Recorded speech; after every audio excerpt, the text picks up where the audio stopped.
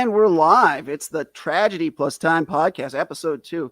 Today, our topic is fatherhood. And joining me on the podcast, we have Vanessa, Tortolano, and Dave Immanuel.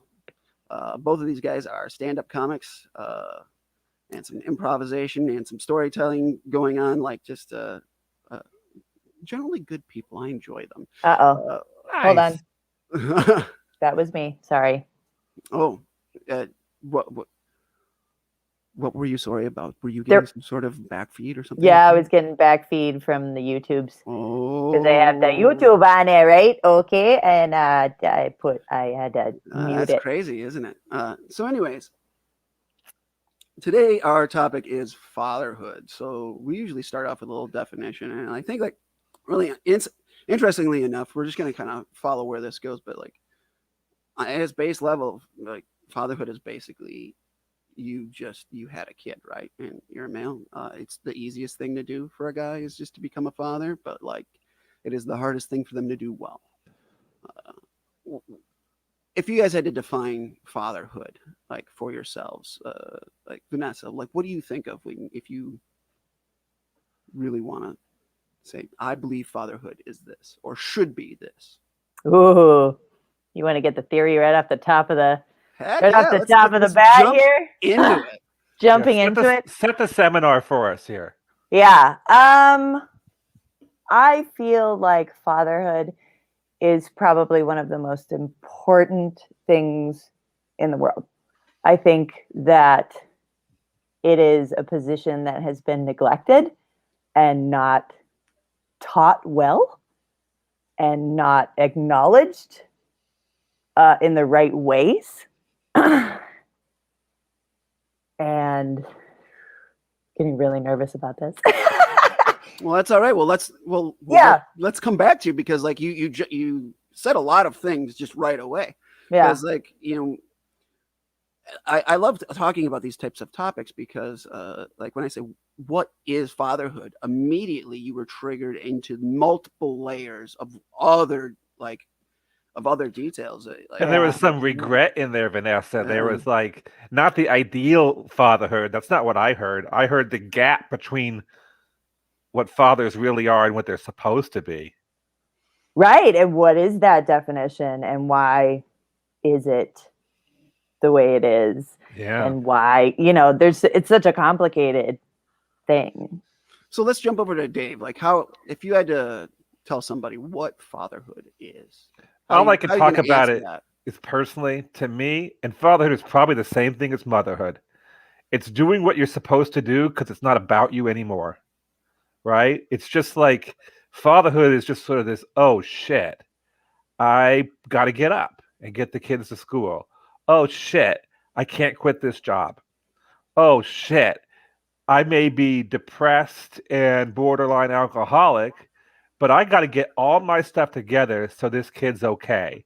And look at myself as just this spoiled asshole who became a father. And from that point on, it's not about you. So I think it's really interesting there because, like, again, that's a pretty deep answer that we could unpack for a while, and we're gonna. But you jumped off right at the top and you said it's the same as motherhood, which, like, let's face it, like, the reason that today's topic is fatherhood and not parenthood is because there is a gender detail, and I do feel like it is pretty important, especially in regard to, probably going back to some of the things I think Vanessa was touching on, is the aspect of there are expectations and there are things that are normalized for the genders, and it comes out in the way that we parent, and I don't necessarily think it should. It should not. That's exactly right. I mean, there are some things, like, I'm sure that people can debate different aspects of this, ad nauseum forever, but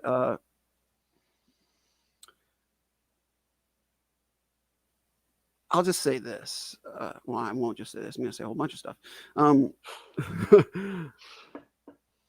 I think when we compare and contrast motherhood and fatherhood, like, from the start,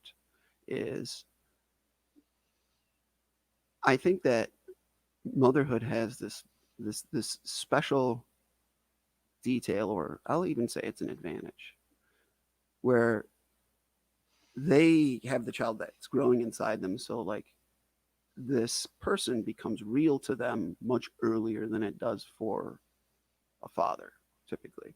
And like as it's growing, it becomes more and more real. And like they say they go through like there's a nesting phase and that sort of stuff, where like some fathers will show up in the delivery room, and then when the baby comes out, their whole world changes because they didn't have really any kind of real sense of what it was going to be like until the child was there and able to make a physical connection with it.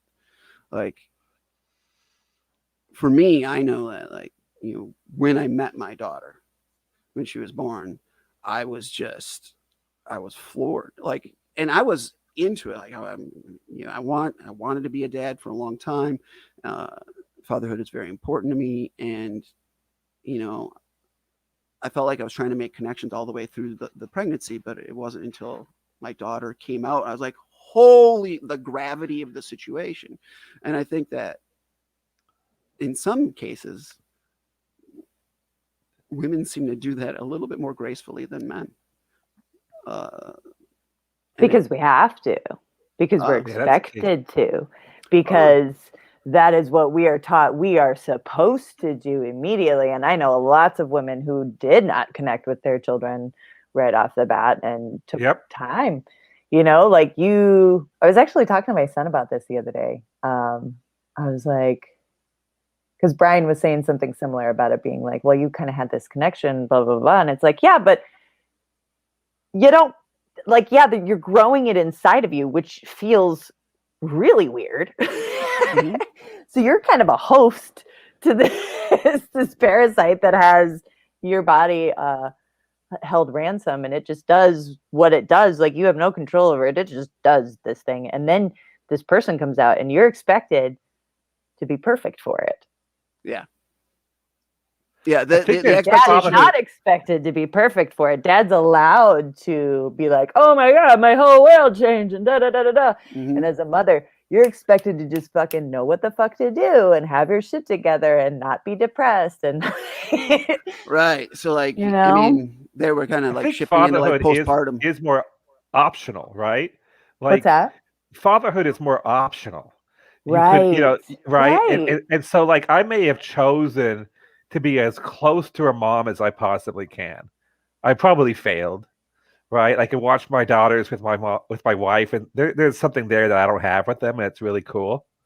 You have like something there with them that is really but cool. There's just something they had with their mom, which is like a little bit more magical, a little bit more amazing. Yeah, I think that for me, it was like I made a decision to be a father. And you don't have to make that decision as a father. As a mother, I guess you don't have to either. But there is so much more pressure on the woman to make that choice, right? That it's like you don't even get to see the options unless you're a rare anomaly. But I'm what like the kids in school called a pussy. Like, Dave's a pussy. I've always been a pussy my whole life. Thought it was something good. Right? I was a pussy. I was like, oh my God, we're having a baby. And I want to like talk to the baby and sing to the baby in the stomach. I mean, from the beginning, I was all in. But, I didn't nurse the baby. I didn't go through labor. There's for at least that first year, I was pretty superfluous. I was not necessary. You are necessary though. Like, I had to go get stuff. Yeah, that's your function as a dad. That's all male partners in nature. That's pretty much your job. Yeah. Except for the penguins, right? The penguins, the moms are like, fucking, I'm out of here. I'm gonna go get drinks with the ladies and fucking come back with fish in my gullet. Like. Yeah, I definitely. Yes, there are clear. I like the statement of like, I felt pretty superfluous. Like, I know that when my daughter was born, like the way that we were managing our work schedules and things like that from the start, like after the, what you get, your obligatory like 4 days off now in America to like, recover from giving birth before you're expected back at your work. Yeah. But hey, you can have as much unpaid time as you want. Yes, Right, exactly. exactly. Yeah, don't make money and also spend money on raising this Yeah. thing. Like, so the thing is like she was the the breadwinner, and her job was important, and I am more of a night owl anyways. So like I'm so thankful for this because I think it really has flavored the nature of my relationship with my daughter ever since. And it's a gift that my ex-wife gave me that I'm understanding more of the gravity of it like every day because like she was gonna nurse, but she pumped so she could sleep through the night. And then I did all the nighttime feedings because she had pumped, and then I'd take Good man. the milk because like I'm gonna be up, and I kind of a fitful sleeper anyway. Because you're crazy. But like those But times that at works night, perfectly for having a baby. Yeah, right? that's why 'Cause, you like, should always marry a mentally ill, anxious man. exactly. And Well, it depends on the roles, but yeah, have somebody who's like a night person and like artistic, and they'll hang with the child. artistic, and then have a autistic, breadwinner. but like, yeah, Very close. it's true. But like, I've read those, the articles is like, make sure you have skin on skin time, and like, so like you put the naked baby on your naked chest, and you kind of like, and like you're like, does this really matter? But it does. It does. Like those physical connections, and biologically there are just electric connections that are happening. There's heartbeats, there's breath, there's scent, there's all these very just biological things that happen that create a feeling of safety and warmth and goodness. And I feel like up until now, like in the past like maybe 2 decades, that's become way more important and good, and people are aware of it. But I think up until these last 2 decades in American culture, I'm not saying, and this is very generalized, but like that wasn't encouraged. You don't skin to skin with your baby. Like the woman takes care of that. And, what we're flirting with here is like how the role of fatherhood, which is like, it's a gendered term, has to do with men, is flavored by, well, let's face it, toxic masculinity. Like, but shouldn't that be the man's goal to not be that though? Like not be toxically masculine? Yeah, like I feel like my goal. Yes. My goal, the older I get, is to embrace the kids in middle school who called me a pussy. Right? Like just like totally get rid of that stigma. Like, yeah, I want to cry. Yeah, I want to be there for my kids. Yeah, I don't want to get pissed off of somebody in a parking lot and have a fight. Right. Like I want to be everything that I was uncomfortable being as a child, and being a parent let me do that in a way that I also felt good about myself. Yeah, well, definitely. Yeah. But like, through those moments, like it started in that first year. Like because like imprinting, whatever it is, like there would be times when my daughter would be, fitful in her sleep, and I could just lay down next to her, and I would just reach over and I would just rest my hand on her chest, and that's all it would take, and she would just quiet and go to sleep. And like, whether it's an energy or whatever it is, but like just that physical connection, and it grew into so much more, because when she would cry, I'd like, man, I really want you to communicate more about what it is that's going on so that I know what to do. But as soon as they do that, Tyson, you realize they're not that smart. Yeah, right. Babies when they're are kids, dumb. Everybody, like, they start babies out are so super smart stupid because they can't talk, and so you project. My baby's a genius. This is what she's thinking right now, and you can't believe it. Like, oh, she's so smart, and she's going to be an astronaut and a physicist. And then they start talking. You're like, oh yeah. Oh, that's what she meant. That was gas before. That wasn't a bright thought. They're idiots just like we are. They're just we're all little mammals. But that bonding that you're doing with your daughter and your concern comes from that touch, comes from that, and that is a form of communication. And you do start to bond, and you form that relationship, which of course is going to take you through until she's older and you fight about stupid shit because she's a teenager and she has a mouth on her and you cannot, what did you just say to me? And then what? Yeah. It's true. Yeah. Well, like it changed everything about who I was. Like fatherhood did. And like, everybody speaks about it, in that way. And I think that's, getting back to some of the, like, when I first asked you, Vanessa, like, what does it mean to you? Like, Dave was right. Like, there's some pain that came out and you were like, well, it's this. And like, I think it should be more. And like, and I feel you. Like, we didn't say the words yet, but like, I know who I was. And the guy that I was is I was doing what I thought was expected of me, which was like, I just worked with the 4 male emotions, which are, of course, anger, roughhousing, drunk, and coming. And that's it. Those are the only 4 male emotions that you're allowed if you're, like really into like being raised in that, man's man type of method. But, when my daughter would try to communicate to me, I'm like, oh, I want to know what's going on. And she's got all of these emotions. So, I guess I should try and be human and have the rest of the human emotions as well.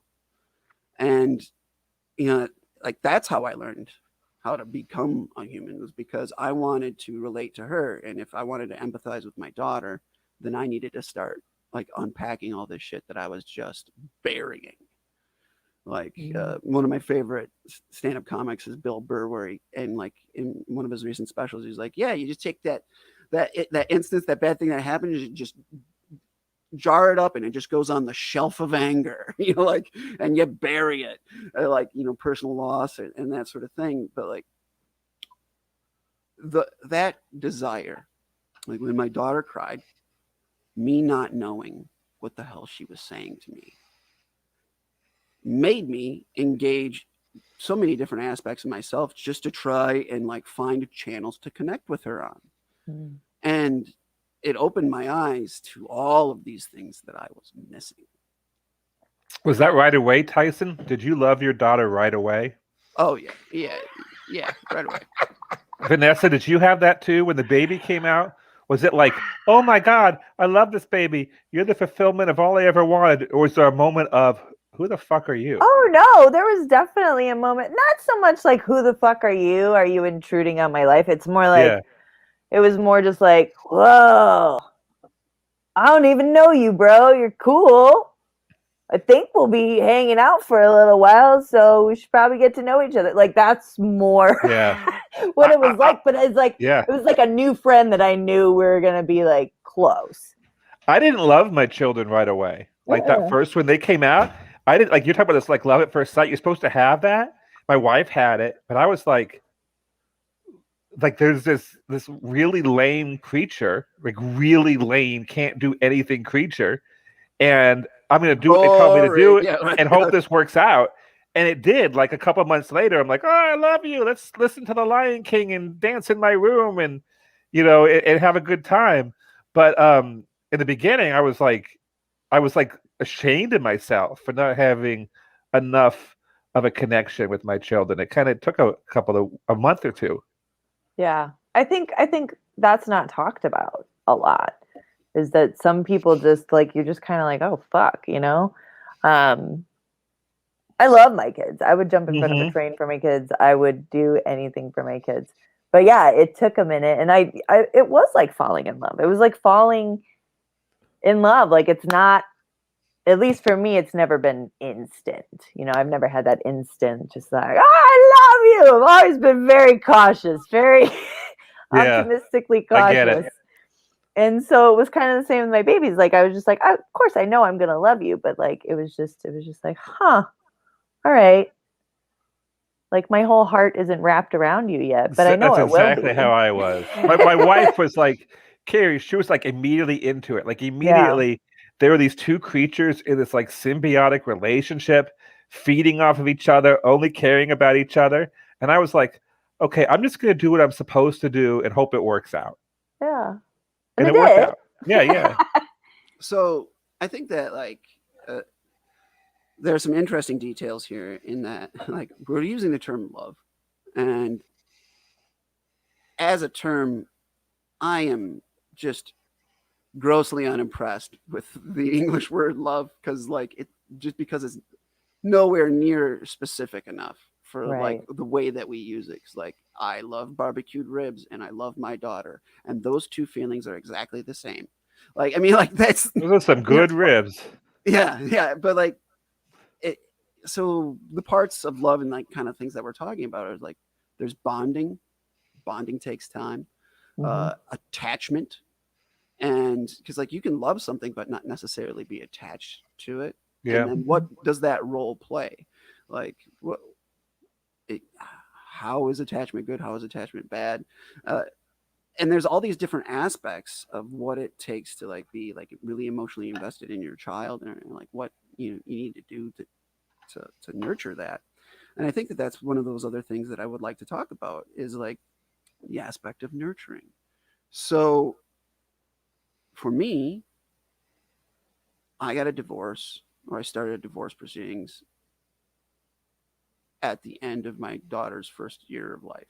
So she was really little, because like I went through this whole awakening and a bunch of other stuff was happening, and we'll get to those stories on another podcast. It's a story for another time. But throughout that, like I was trying to become a better human, and I was unpacking a bunch of stuff all at the same time. But I realized the home that we're going to have for my daughter is going to be two people fighting. And that's what I was raised in, and that's what was made normal for me. And I didn't want to do that with my daughter. So we got a divorce, and divorce is a loss in and of itself, even if like, no good marriage ends in divorce. So like, if you need a divorce, get a fucking divorce. But like, it's still a loss. It's not like anybody goes and gets married. It's still awful. I hope that this ends disastrously in a few years. But like, what it did create was this situation was, I was a single parent during my time, and I couldn't just be the gender role, like, take care of the discipline and go get the stuff and, have like the dad role. Right. You have to be all it was important that I wanted to like engage with nurturing, and nurturing is my favorite part of being a parent. Like, I prefer the discipline. Well, I mean, like, I'm actually the disciplinarian of all the we have a 4-part family. 4-part? Yeah. Brian and I have been together for 13 years, and we each have 2 boys that we brought into the relationship, and they're all very close in age. But I was always the disciplinarian of the 4 parents of all the kids, so there's like their dad, which is my ex, and then his ex, their mom, his boy's mom, so that they would go back and forth between the houses. And so I was like the one that kind of like felt, this is my own bullshit, but I felt like I was the one that needed to be the disciplinarian, because everybody else was just a little bit like, well, they're all separated children, so they're lost orphans, and in the wind, let's spoil the shit out of them. And I'm like, we need to teach them how to be grown-ass adults someday. So yeah. That's a neat aspect, how you attach that to like discipline. Like, discipline is, how you become a grown-ass adult. Like, because there is an element of fatherhood that, or just parenting, it flavors a lot of the decisions I make, or like how I carry myself. And that's this idea of like, well, I hope she's going to be around longer than I am, and that she should be able to take care of herself if I'm not in the picture. Right. So like, how much do I do as a parent that is engaging her to just be ready to take on the onslaught of the world? Like how are you going to weather this fucking storm? In a human way, in a good way, that isn't, you're just another fucking privileged asshole that goes stomping around buying everything and trashing the earth. Now that's an interesting statement too, in a human way, right? Because Right? like sometimes fathers will model for their children, typically their boys, just be like, yeah, just don't cry. Just the way that you make it through things is we just bury it, and like that does work in really fucked up ways, like because like I can bury emotion when I need to, but if I don't ever go back and visit it and unpack it, it's gonna fuck me up. Mm-hmm. And it has over the years, and knowing that this is something that I needed to actively tell someone, because I wasn't told that. I was just told, yeah, you just bury it and then eventually you'll die and then it'll go away, Right. You have like a 1940s man kind of rearing that happened to you, right? So it's like pre-World War II, you were like, don't, oh, you have a nail in your head, don't worry about it, walk it off kind of a attitude. Well, my dad was a man's man, but like... He was gay? Exactly. No. No, like what I mean by that is he was expected to hold to a lot of those traditional like stereotypes of like what a man was supposed to be. Mm-hmm. But I was talking to a friend recently named Kellen, who's actually in the chat, I believe. He may still. Hi, Kellen. But Kellen. Like, hey, Kellen.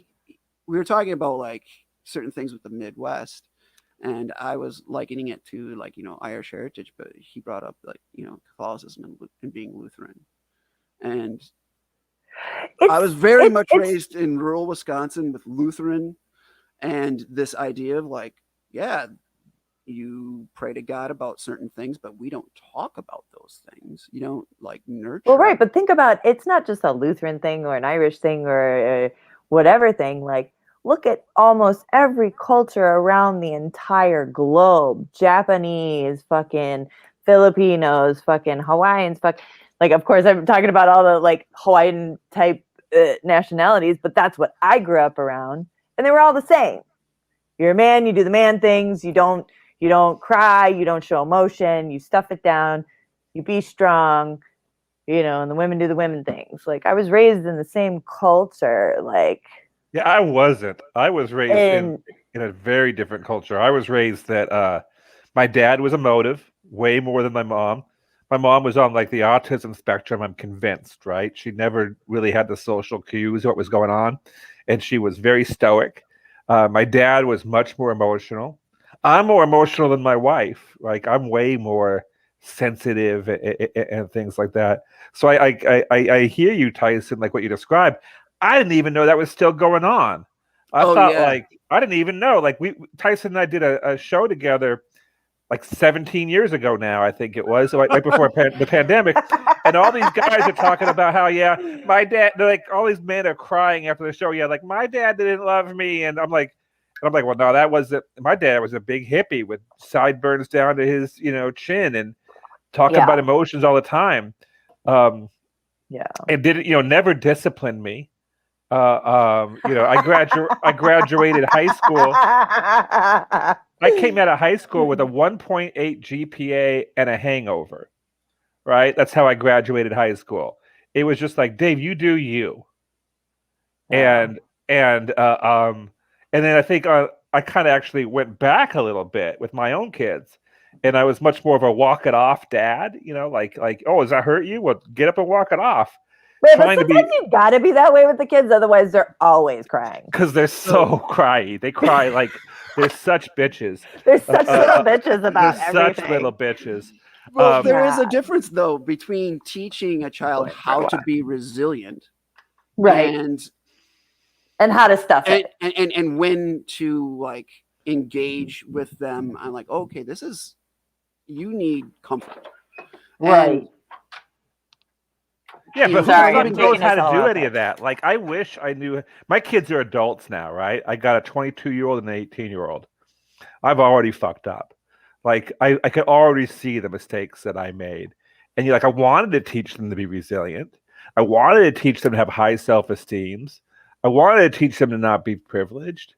they're woke as fuck. Like they're just like super woke and ready to fight anybody about any injustice anywhere. So that's pretty good. But I screwed them up They're in so ways. woke, they're bullies. What? Yeah, they're woke Wait a ass minute. bullies. But like there's other shit where I'm like, oh, I clearly fucked up with that. Didn't do a good job. Mhm. So we're just like, I didn't make the mistakes my dad made. I made like wholly new mistakes. Well, that's I your think job. that's parenting. Yeah. Yeah, that's your job. Your job is to be better just as a parent than your parents. Hopefully. But I don't think I was Like, better. hopefully I just fucked up in other ways. in different ways. Sure. Yeah. Yeah. So for me with my daughter, like I'm having a hard time like connecting with my mom like over the last year because of like, social things, and we get it, right? I don't have to jump into that detail right now. But like when I had a bad instance with my mom, I started to kind of look at like, well, would I have done the same thing with Parker? Like, and when I started coming up with answers like, no, I would not parent the way that I was parented. And it created this instance of like, I really needed to like reassess and like unpack stuff with like what was made normal for me. But above and beyond that, what it did create was this instance where I sat Parker down and I was like, look, I'm not going to get it right all the time. And there's going to be a day when you're going to realize it. How old And is Parker? I was just going to ask. She's 12. She'll be 13 in January. Boy. She's realized it, dude. She totally has realized it. She does. And she'll realize more, of course, as she gets older, as we all do, This thing that I gave her, like I wanted to enable her to do, she's already used with me. But like I said to her, wait, she's already used with you? No, I'll get, just hold on a second. Okay, I'll shut up. Like I said to her, there's gonna be a time when you're gonna find out that I didn't do something right. And I want you to come up and say, Dad, remember that time when we were talking about you not doing stuff right? Now's one of those times, so that she can give me a signal. Yeah. When I'm deep into my own shit to like, tap the brakes and then like just take a step back and then look at her, because realistically, I don't want my mom to like beat herself up about like the mistakes that she made. But what I would really like is for her to just acknowledge them. Yeah. And then say, well, I'm sorry. Mm-hmm. Like, I don't want to hear, well, this is the way that we did it. And like, so she did it to me one time when we were having a hard time explaining how she was struggling with a social interaction at her school. And she said, no, I need you to listen to me. I'm like, okay. And it was great, because all I had to do then was shut up and say, okay, you're right. I made a mistake. I'm sorry. And then we moved forward. Because I think a lot of the times parents, it's not like we always know what to do. But we never knew what to do. Well, like that's the way I was parented. My mom was without error. Like, because she never wanted to, like, I mean, I think a lot of the times she was white knuckling it because she felt like she was on her own. She had to make all the decisions. She had to make sure that everything was good. So she needed to be an authority. And also because women are they're blamed more easily. Yes. Yeah, they're blamed more quickly. They're blamed more thoroughly than a dad. Like a dad, like maybe like our dads, maybe not so much now. But they didn't have as much accountability, it was on mom. Like if the kids got fucked up, it was mom's fault. If it, like, well, you were just supposed to make a living, right? As a dad, you were just supposed to be a provider. That was the end of it. Come home, march with like heavy steps up the stairs to pretend like you're going to punish them. And that's what you did. Smash something, I didn't have that as a dad, but I saw it on TV. Right, that was on TV. My dad didn't do that either, but yeah, but my mom was blamed for things, way more quickly than my dad was ever blamed for anything. I don't just know. socially I don't too, know and, how that and, works and, in and my moms do family. it to themselves, honestly. Right. Oh, Like, and we do it to each other. like Because we've been Amy pit Poehler's against book. each other. Oh, and here's the biggest piece of bullshit that's out there. The biggest piece of bullshit. Parents are absolutely evil in how they talk about their kids. Like if you say, how's Johnny and Sue doing? They're amazing. They're doing so great. Meanwhile, my kid is cutting themselves. Meanwhile, my kid is having all this fucked up shit, and I'm just feeling worse and worse about myself. And because this other person is out there giving a bullshit presentation of their kids, Yeah. I feel worse and worse by the second. I Right? mean, Like you all should kind of feel bad, though. I mean, like, I should, yeah. yeah.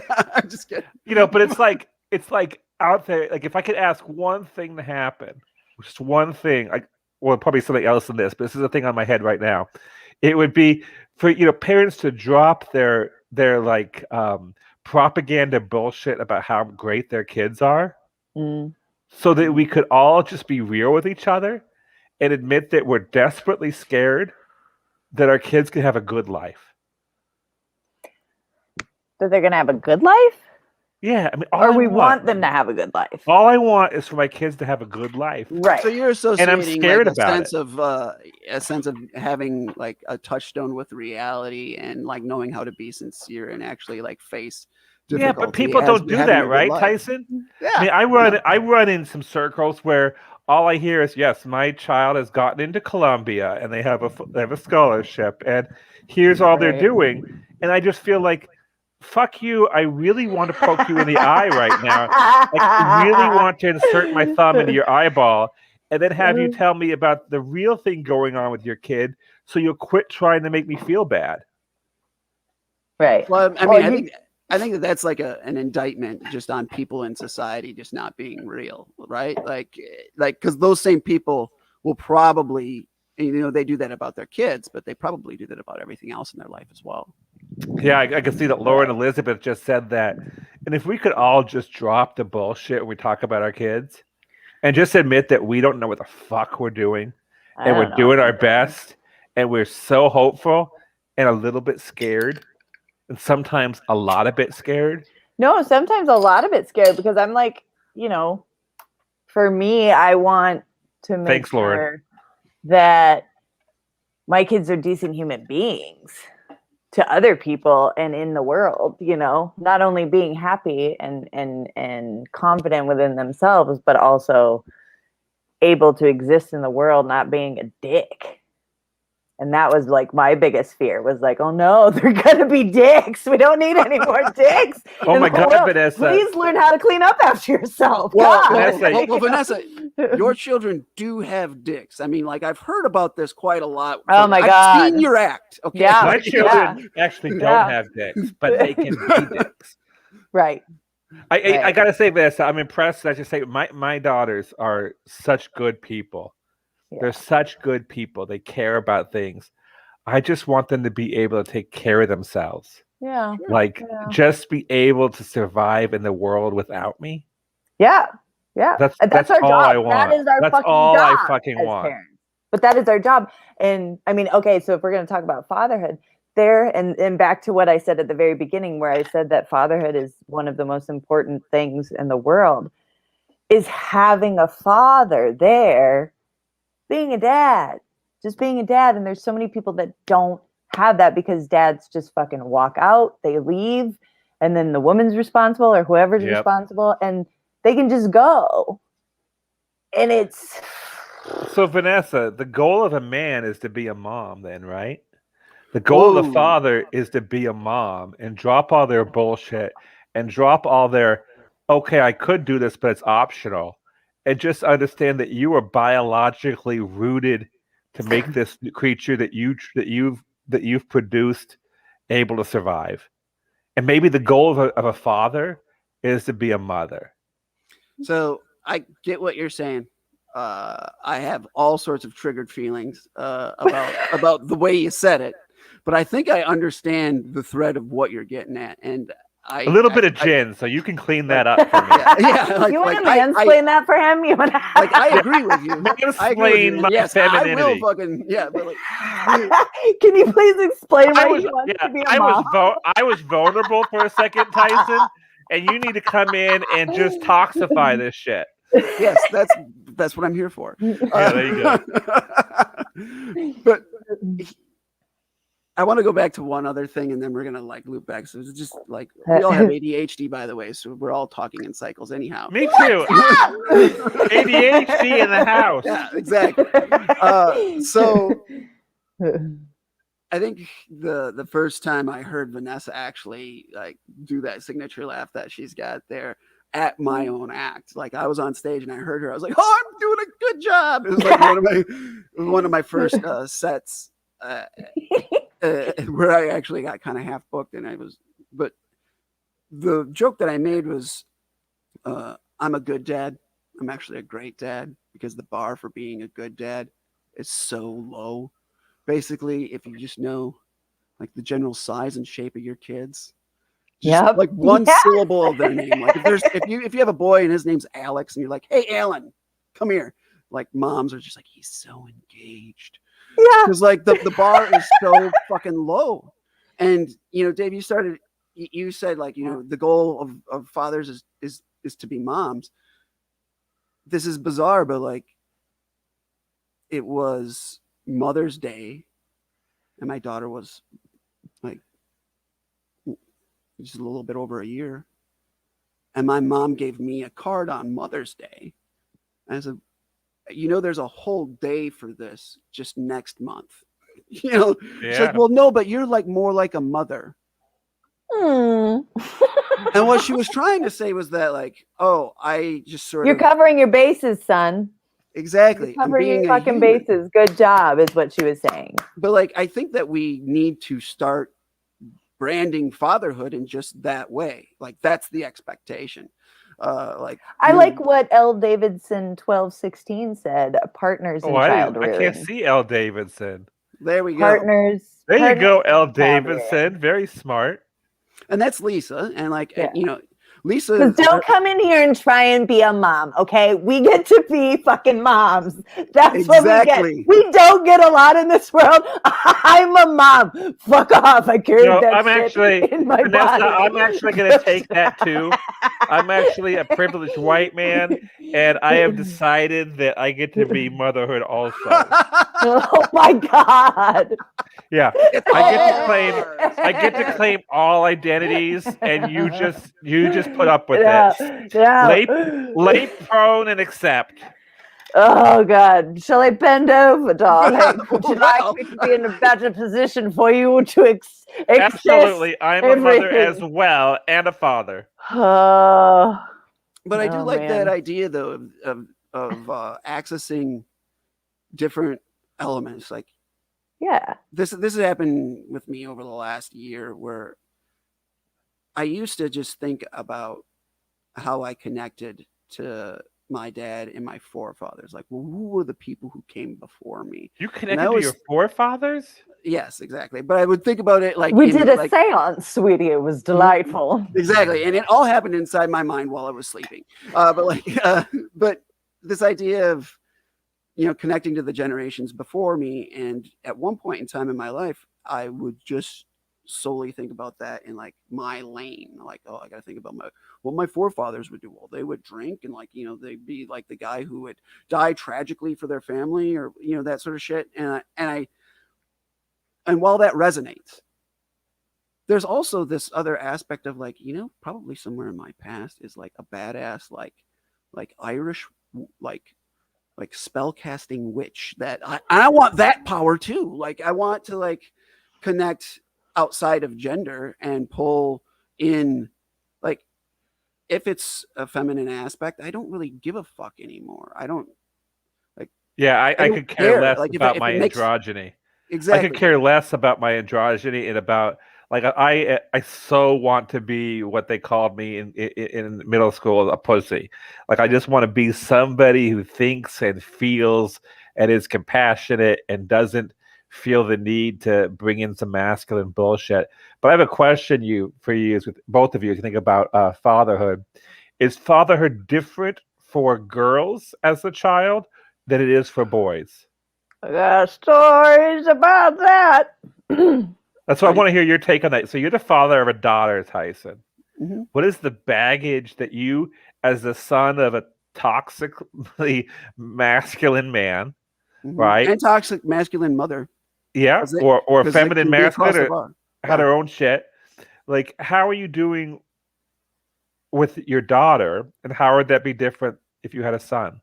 Oh, I thank my lucky stars that I had a daughter, because when I went into it, like, it was very much I was told, like, I was the first Purcell grandchild. I'm going to carry on the family name, that patriarchal sense of, like, you know, and like the weight of those generations of, like, you're going to carry on what it means to be a Purcell, because you're the first male grandchild, and you're in the direct line or whatever. And I like, when my then wife was pregnant, I was like, man, I kind of hope it's a boy, because, like, then Sure, like, continue or whatever, and, like, you're supposed to feel that way. I'll Yeah, be able to, like, roughhouse with a boy, and, like, kind of connect, I'll be able to teach them things, and they'll know the things that I wish I would have known, because I'll teach them actively, because I knew that I wanted to teach my child to be ahead of the game in ways that I just didn't feel prepared for. So I was going into that with that method, but when I ended up having a daughter, it was so much more of a good thing, because it let me reassess, like, the role of gender, and I needed to throw a lot of that, like, mentality out the fucking window. So, like, I raise my daughter now probably the same way. Like, if I had a boy, I would raise my boy the same exact way that I have raised my daughter. But I needed to have my daughter first, because I needed to learn how to be a parent, and she was the one who could teach me. all right. Vanessa, where are you? Aw, Vanessa, you mean? have boys, or you have girls and boys? I have all boys. So what's that like, and how would that be different if you had girls? I don't know, because boys, I don't know. I have no idea. How it would be different. I think it would be different in a lot of ways, but also not. I don't know. It's hard. Boys really do, no matter how much you talk to them in the moment. My boys, like, when they were little, like, you could, like, they didn't get it as quickly. Like, little girls, it seems like they get shit a little quicker. Like, they just pick up on stuff that boys don't. And it's just different. I don't know. Because I roughhouse with my boys. I hang out with my boys. We would do the same things. We would talk about the same things. I don't think it would be different in that way, like the way that I related to them. But I definitely think that little girls are rewarded for communicating more subtly. Sure.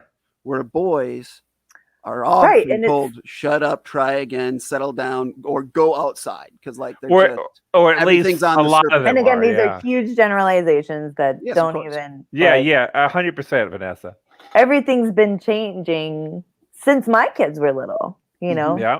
there's been a lot of different growth in different. How old are your ways, kids, and Vanessa? So Tyson's we have 12. one. So we have one that's 21. We have one that is 20. Or did he just turn 19? I always get the ages, like, because there's so many of them. One's graduating on tomorrow, and one is 16. So you have little adults. Yeah, I have young men. Tyson has an emerging teenager, sort of an emerging adolescent. You and I both have young adults. You know, one of the hardest things for me has been about thinking about my daughters as like, this is a weird thing to talk about, but as like sexual people. I think as a dad, you spend a lot of time, like really weird time, obsessing about your kid's sexuality, especially if they're a girl. Like, they're supposed to be this, like, pristine nun. And I remember when I was young, when they were young, I was like, yeah, nobody, they better not date anybody or we'll come and we'll break their legs. And now I'm at this place where whatever my daughters want, I just want them to get as much pussy and cock as they want.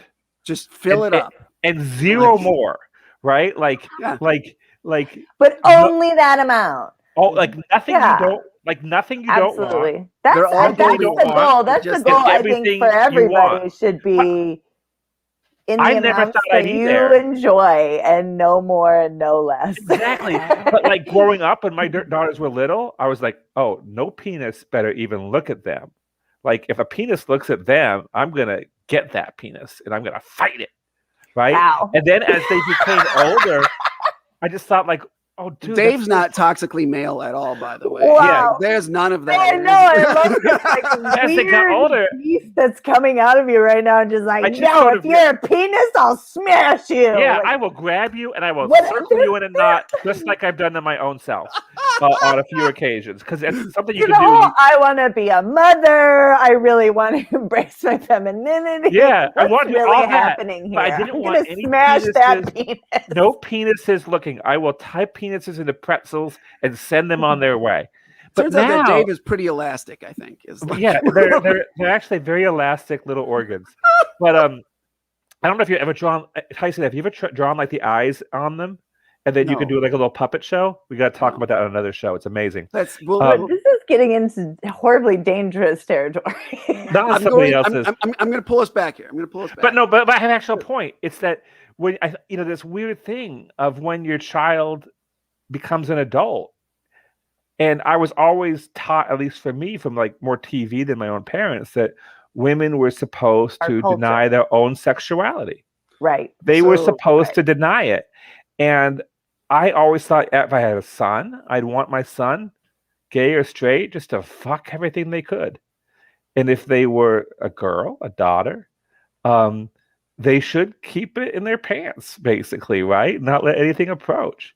Dude, my dad had he had the weirdest sex talks with me where I'm just like, okay, like he told me like one day he explained the complete biology of sex to me in the car once. It was just me and him, and he fucking nailed me into the truck. Like we were cruising along, going like 45-minute drive or something, because that's how long it took to get wherever we were fucking going. And I was like, I think I was like 14, and I was just like 10 and just like cringing, and I wanted to throw up. No. And then he would tease because he knew, like, he had a daughter. He wanted a son. Get it. He wanted a son. If I had been a son, that would have been different. We definitely, I know without a shadow of a doubt, had a different relationship. Sure. Because I've seen him with my children. And he'll take them to do really cool shit that I really wish I could have fucking done. And he wouldn't take me now to go do that kind of shit. You know what I mean? Like, let's go shoot guns. Like, fuck it, I don't want to go shoot guns, and he'd like, now he wouldn't do it with me. Well, that's definitely something that I think that men or fathers like will limit themselves on. Like he did do some really cool stuff with me. Like he took me hiking and biking, and he taught me how to surf and things like that. But it was like, I don't know, more dangerous things. Mm-hmm. Like he would have gone surfing with me had I been a boy. Sure. You know what I mean? So in regard to like, some details, like with the father drive to like protect the daughter from all the dicks, like the dicks that are going to be presented and thrown at her like ad nauseum. So which is a lot of dicks. I mean, you do have to acknowledge there are a lot of a lot of dicks being thrown at women Mean-spirited dicks. There's a lot of so many mean-spirited dicks out there. well, and just There's a lot clueless of dicks dicks. Just being thrown all clueless over the dicks place, and we all get Yeah. smacked with them, and like we have to run into them, and it sucks, and we're like, get the dick out of the way. That Exactly. hasn't been my experience. But what about this dick? This dick might be better for you. There's times I want to get the dick out of the way and it's my own. I'm just like, God, it's just like this thing's a nuisance. But but let's talk about this. I want to tell you No, this little bad story. dick. My daughter, the first time that she got sexually harassed was when it was in second grade. Oh shit! So she was second grade. Yeah, so she was sexually harassed 5 times between second and fourth grade by, ironically, 2 different sets of twins and then one other boy. So apparently she's got a type that likes her. But what happened there is I had to address this particular detail right away. Because, you get this urge of, protect the offspring. And I'm like, am I going to go beat the Christ out of a second grader? No. That's ridiculous. That can't happen. And also, when I hear what they said, it's like, what did they say? This wasn't. So the first one was like, I like they cornered her in a bench on the bus and said, I want to have sex with you. But that's not harassment. That's honesty. It was but the one not of the boys, when you're cornered. Yeah, and you don't feel safe. Exactly. And the one of the other boys said, you should be nice to me because I'm going to be the man and I will protect you someday. So you need me in your life or something like that. And I was just like, what kind of mental my psycho is my daughter dealing with? And there's just these weird things, but the stakes then, because the boys didn't really know what the fuck they were saying and they needed to be taught. Yeah, but they're a number of things. repeating most likely. Oh, of course. And that issue aside, because we could have a whole separate show on that. What happened was I needed to teach my daughter to kind of take care of herself, because it is sexual harassment is a when, not an if, right? It's going to happen. Well, worse than that, right, Tyson? Yeah, exactly. I'll be honest right here for a second. One of my children was raped, and it's not just sexual harassment.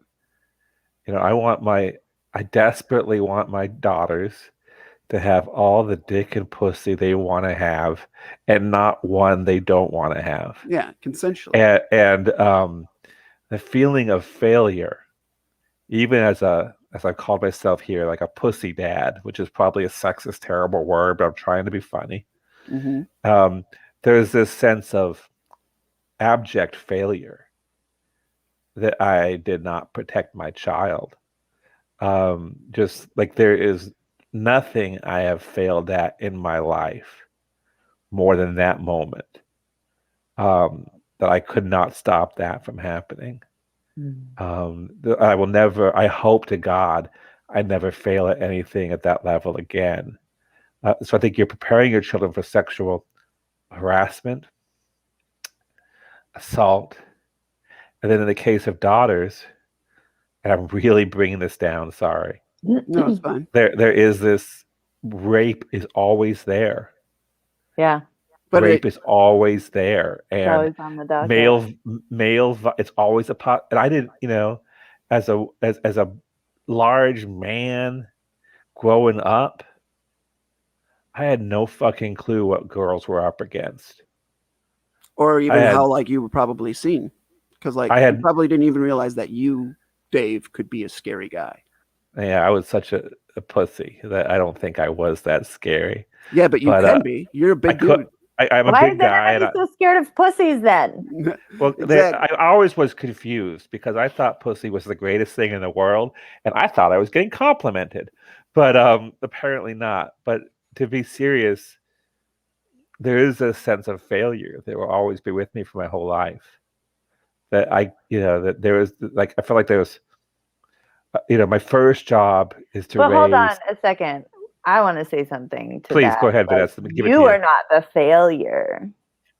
That person who raped your daughter, their parents are the fucking failures. They're the ones that didn't teach their son that you don't fucking do that ever, ever, ever. That you fucking respect people. That doesn't matter what your fucking dick says. You don't force anybody to do anything. Vanessa, Especially you're that. 100% right, but feelings aren't rational, right? No, of course not. Right. And, Right. and so the sense of like responsibility and failure, like you could give, let's do the math and see what, David, Right. could you have done? Could you have figured out this was happening? And could you have gotten your car? And could you have driven over there and intervened with some kind of psychic magic and eaten this boy alive? Yeah, rationally, I hear what you're saying, Vanessa. Right. But as like a primal sense of what I'm supposed to be, I feel like a failure, and I always will. Sure. Well, Yeah. I mean, like, I think getting back to like the topic of fatherhood is like this idea, this pressure to prepare your child. And like, when you're talking about failures, like what I'm feeling from you is that the sense of failure that like you did not prepare her to No. get out of that My sense of situation. failure is just that I did not come in and stop it. Right. Oh, that Like, you just like My, that my, you, like, okay. like my So daughter you have was this sense of control that is beyond what is normal, right? my daughter was scared. Was it And- happening in your house? No, but there was some place that my daughter was scared and in danger, and I did not come. And as irrational as that is, So you're feeling upset because what I'm hearing you say is that you didn't feel that happening. I and just go straight to it. like it's Like you totally, didn't have that spidey sense of like, my daughter is in trouble. Let me call her. like all I want at some basic level is for my children to be safe. There's Yeah. other things I want after that, like to have great jobs and to get the right amount of dick or pussy they choose to have, and not more, and be happy and have great lives. But But Dave, there is a sense, and it's not rational, so you can't like explain this away. Of like, I'm supposed to be the protector. but Dave, they're never safe. Yeah, but like I'm Like that's the thing. That's the totally thing. what I'm saying is it's irrational. Of course, it's Anxieties and irrational. fear and guilt is irrational, and they're strong and they're resilient now, and they seem to have no post-traumatic stress disorder about there's some shit, but like I'm not saying who it was, but there's shit out there, and and for me, they're doing great. I'm the one with the baggage over it. I'm the one who just feels like he failed. Well, And they will carry it with them always. They will carry it with them always. It will Absolutely. always be there. And you can't like say, hey, Dave, here's the reasons why you shouldn't feel that way. Because I think part of being a father, and I really wish there was no gendered word different than father and mother. I wish we had parent as like a parent. There is that word, right? Good job, Vanessa. It's parent, Dave. Yeah, thank you, Vanessa, for that. Right, but I wish as a parent there was some sort of a sense of not feeling 100% responsible, but I do feel 100% responsible, and I'll take that with me for the rest of my life. Well, that sucks, bro. Yes. No, there's shit I feel totally responsible for with my kids too. But I forgave my parents pretty young. Like my parents were pretty great. Like I was pretty lucky. They were divorced when I was very young, so they were both. I knew them individually. I don't have any memory of them together whatsoever, not one.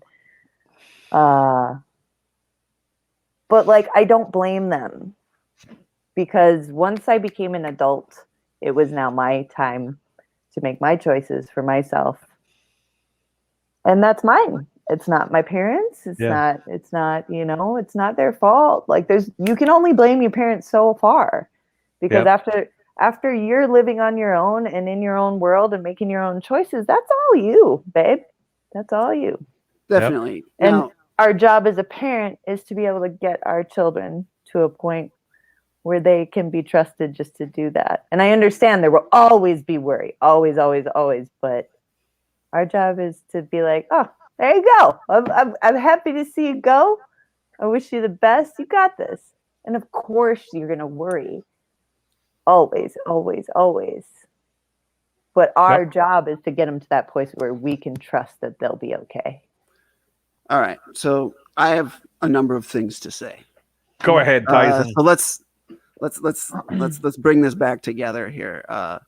So first off, before I get too far into it, thank you, Dave, for sharing something like that. That's hard to share. And I'm glad that you shared that.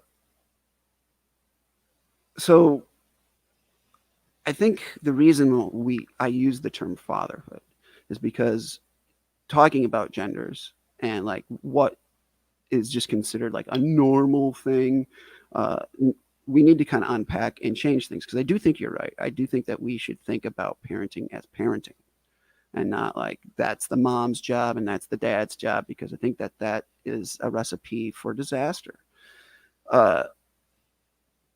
I can say that when my daughter was sexually harassed, that the stakes were low, like the actual damage that she was going to like incur at that time were lower, and it was kind of a good thing because she started learning to be wary and to try and protect herself from things. But like this idea of like, you know, defending herself with her voice and that sort of thing. So, but I had to face, like, am I going to be the dad who's going to be really upset because these things happened, and like, why couldn't I have changed this?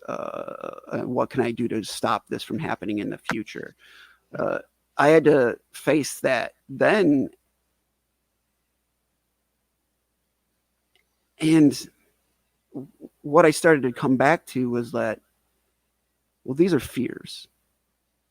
And when it gets right down to it, being human, we are motivated very highly by fear.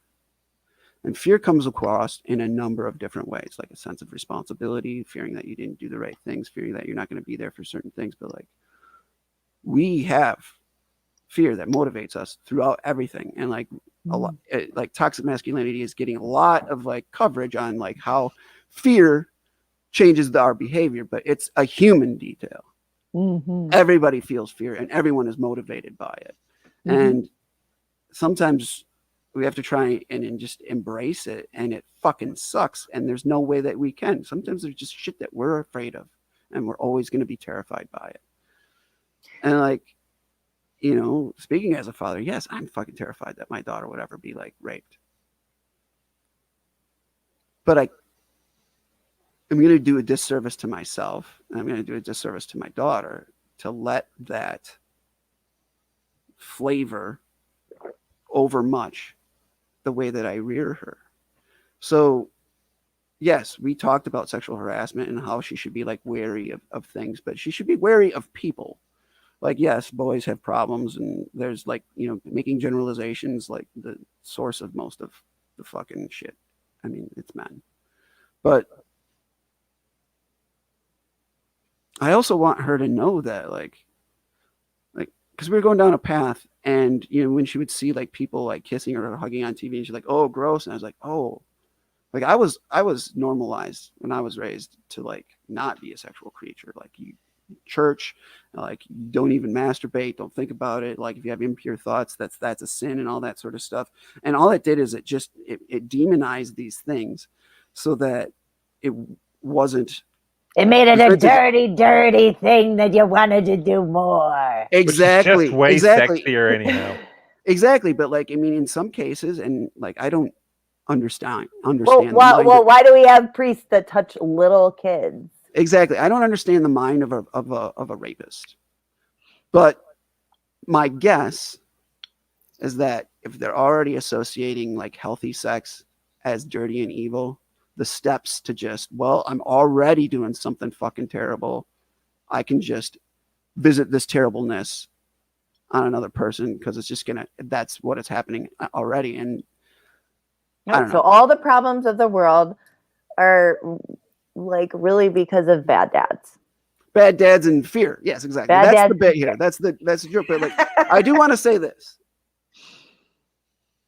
I noticed where like that this mentality was there, and I wanted to step back, and I said, so my daughter's 12, and I said like, hey, you need to know that sex feels good.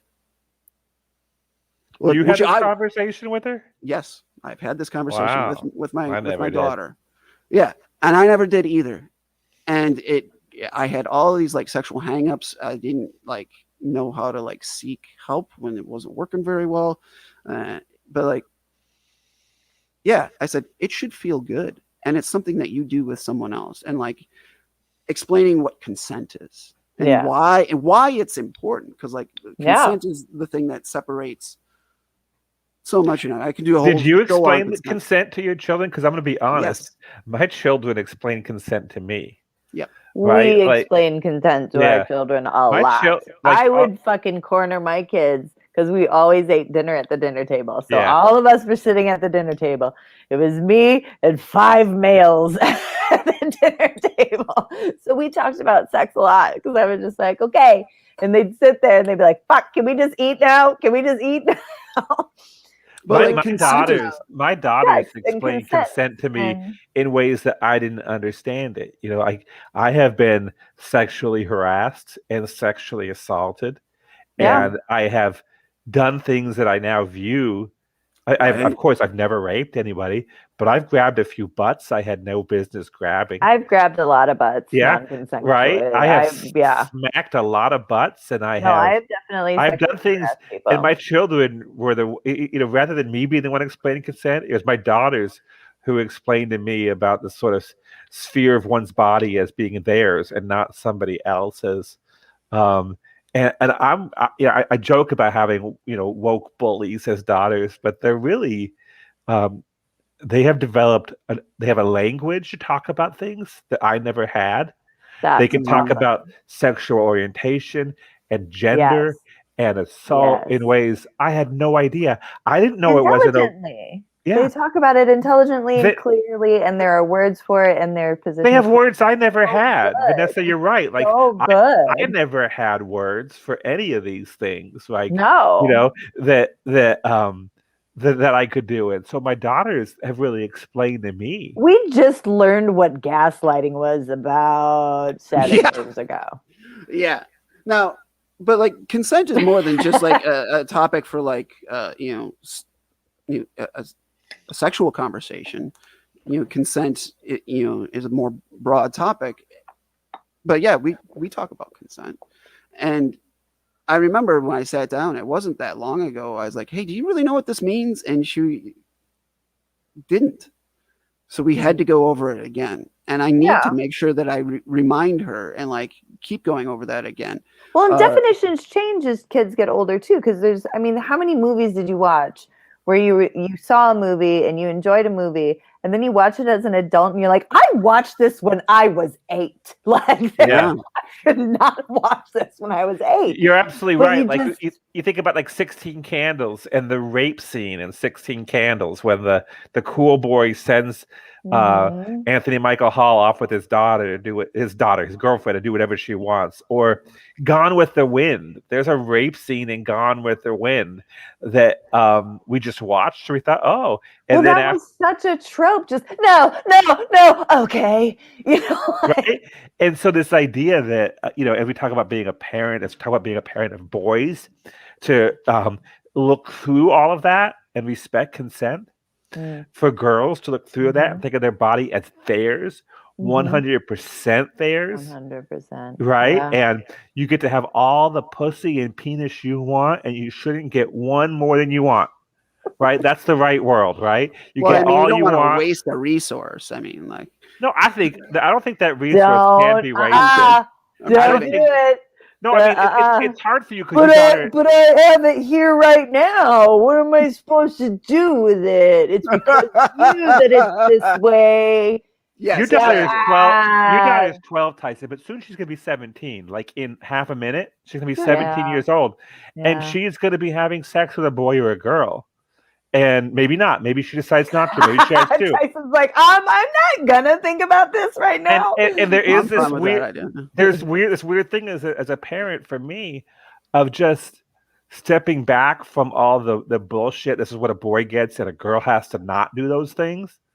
To like saying Yeah, no. boys can be sluts and girls can't. Get all you want. Get all you want, and don't get anything But more than be you safe want. about it and be smart about it. That was my thing. I'm just like, fucking fuck whoever you want. I don't care. I don't care what you're wearing. I don't care what's going on. I don't care what music you're playing. I just want the other person to be enjoying themselves, you to be enjoying yourself, and everybody to be chill and cool. Like, other than that, like. And I don't want the details. So Yeah, I you're don't want the 100%, details. but I want to hear about it. Like, And you be smart about it. Wear protection. Don't no babies in this house. We want no babies in this house But right if now. they Please happen, God, you we can don't get- want no babies in this house. Vanessa, you get yourself a baby. That could happen. We will all just make do. We all. Well, just that's make kind it of an work. interesting detail. You know, we tell No, them. I would. I want to be a grandmother more. Not now, but like when I can be old and slow with a young child. I would Like in love 5 years. that.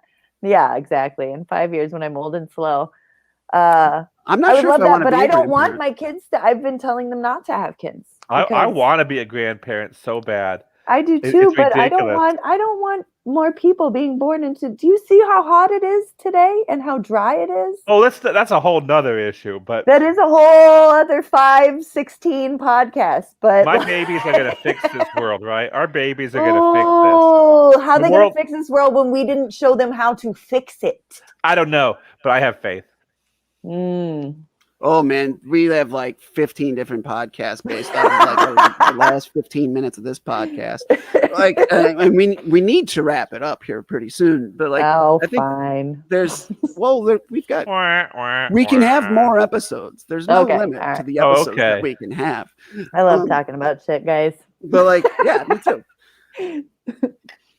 So would you guys say like, you know, like where's the joke here? Like, you know, if you're a real good dad, if you're like just basically like, you know, get that dick. Like, you know, if you want a dick, get the dick. You know, Don't assume it's a dick, Tyson. I Or- think guys need to just not say anything like that. You don't need to say that. You don't need to be like, go get that dick, son or daughter, or whatever you want to be. Like, excuse be me. like, If hey, you're a father, are you you have to having apply fun pressure and to your children. enjoying relationships? No. Should we talk about it? Yes. Awesome. Cool. Are you being safe? Cool. You don't have to. What? Let's not create little predators out there, right? Like little people searching for dicks. Go and on there pussies, out just there trying and to get get that what dick. they can. Well, because culture is teaching that teaching that to them already. Like I just want them to get what they want, nothing more, and know that they can feel good about it. Yes. Like just feel good about it. Like I think, you know, girls, they have so much shame.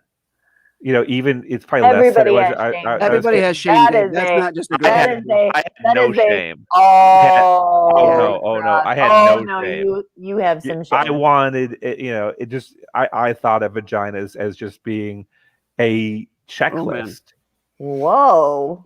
and I've grown up to be different, but Super it really was. sensitive mom, dad. I'm a pussy, but I love pussy.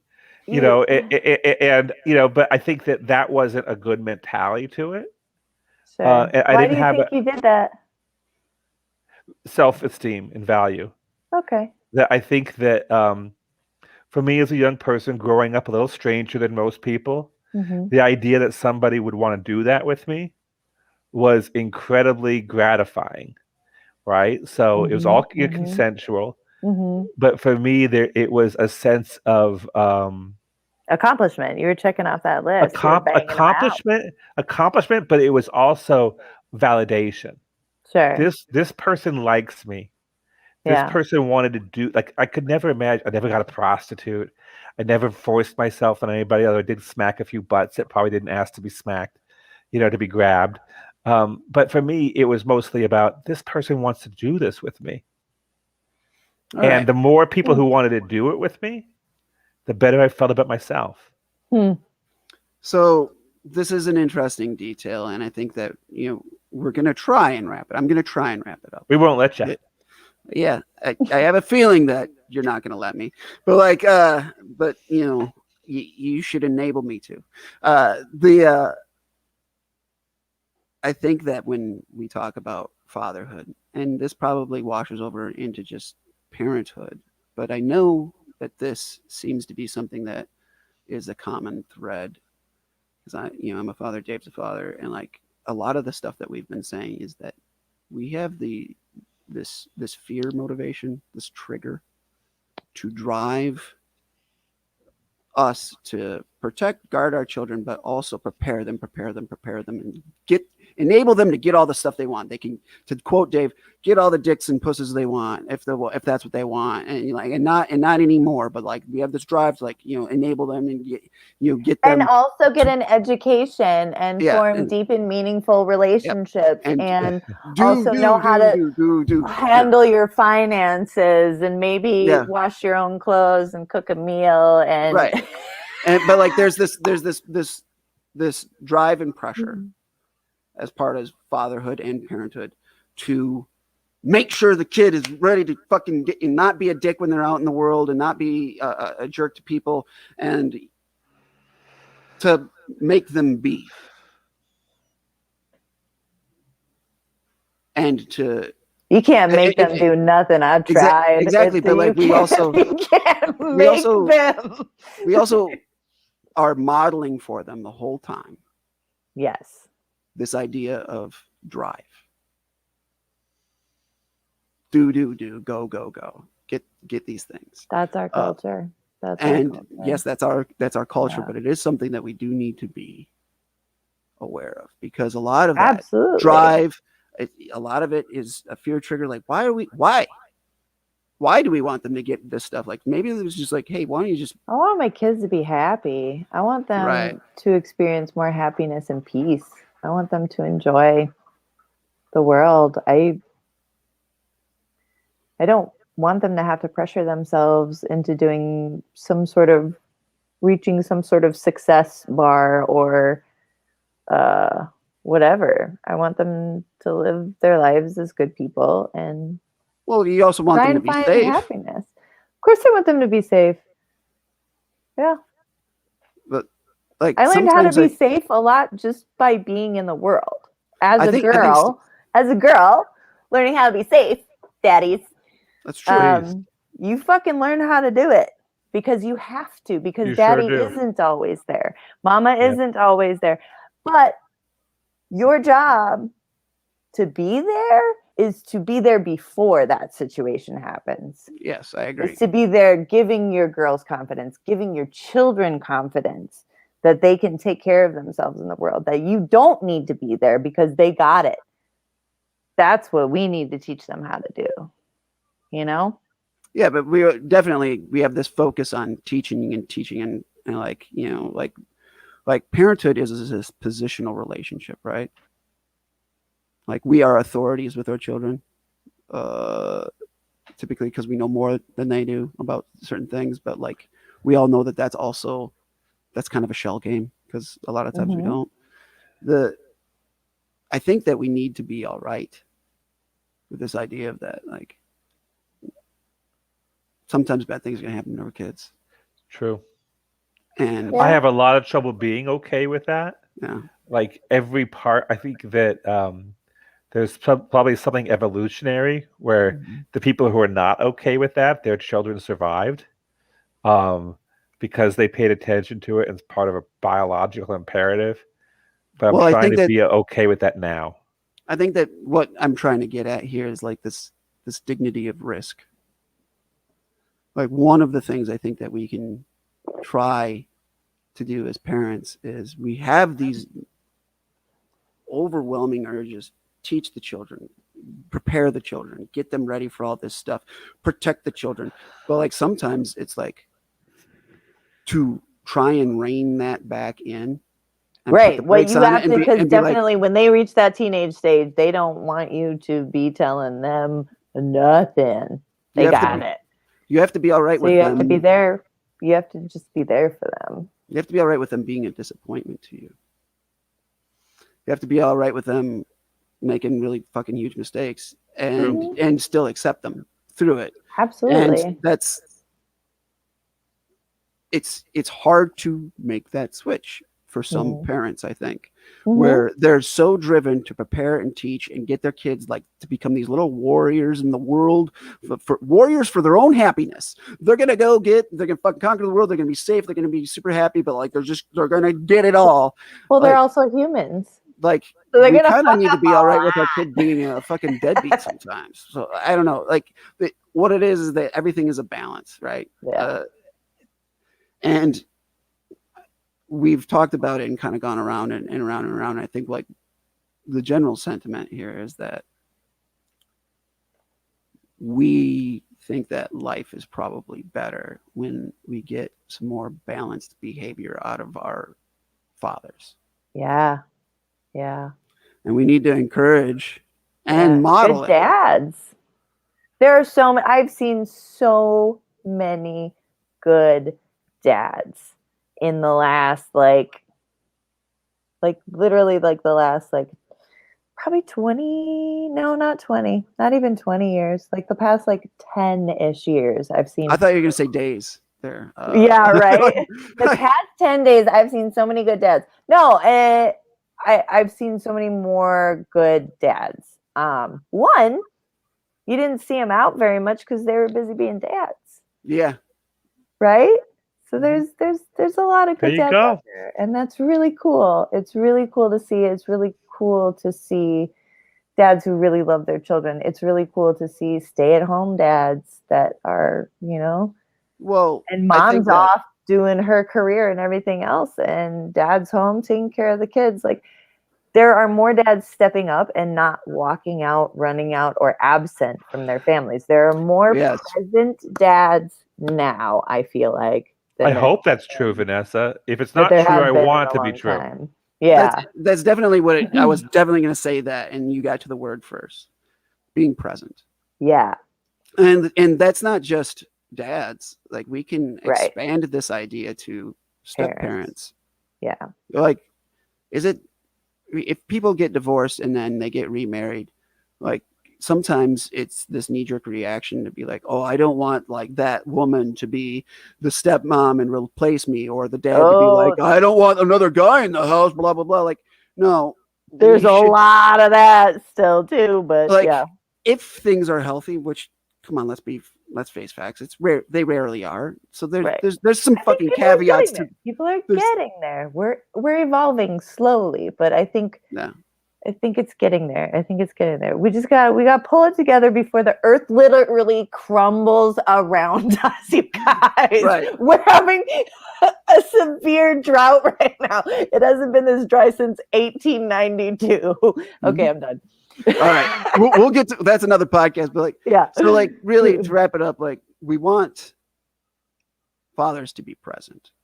Yeah. And it's important. Probably to just, participate, which is why it's funny, right? Why dads get the #1 greatest dad shirt or the mug while they're bitching about participation awards, because it's the biggest like oxymoron. I was like, hey man, you know that you being a dad, it's all participation. That's all it is. So we just need to participate in our kids' lives and let them be able to fail sometimes. There you go, Tyson. But anyways, good note. Like deep conversation. We got all over the place. Thank you so much, Dave and Vanessa, and for being vulnerable and sharing all that stuff. We're going to have more conversations. Cool. We'll bring Dave and Vanessa back for more future episodes here on Tragedy+Time. Yeah. All right, gang. Thanks. That's been our show. Thanks, kids. Tyson. All right. Bye, Dave. Bye.